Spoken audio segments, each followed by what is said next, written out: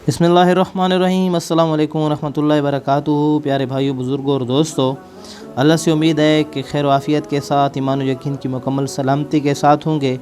आज का वजीफ़ा हमारे उन भाइयों, बहनों और दोस्तों के लिए जो अपनी स्टडी कंप्लीट करने के बाद बड़े एग्ज़ाम की तैयारी करते हैं, उनकी तैयारी में लगे हुए हैं, लेकिन अक्सर जो उनकी अटैम्प्ट होती हैं उसमें वो पास नहीं हो पाते।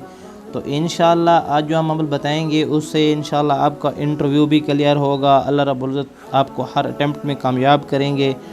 तो बहुत ज़बरदस्त और आसान वजीफ़ा है। कुरान पाक में सूरत अनफ़ाल है, उसकी एक आयत का वजीफ़ा है। इंशाअल्लाह जब भी आप स्टडी कर रहे हों, एग्ज़ाम की तैयारी कर रहे हों, उस दौरान वक्फ़े से जो है आपने उस आयत करीमा का साथ विर्द करते रहना है। एग्ज़ाम के दिनों में ख़ुसूसन आपने इसकी जो है तादाद को बढ़ा देना है। फ़इन्ना हस्बकल्लाहु हुवल्लज़ी अय्यदका बिनस्रिही व बिलमुमिनीन। ये सूरत अनफ़ाल की आयत नंबर 62 है।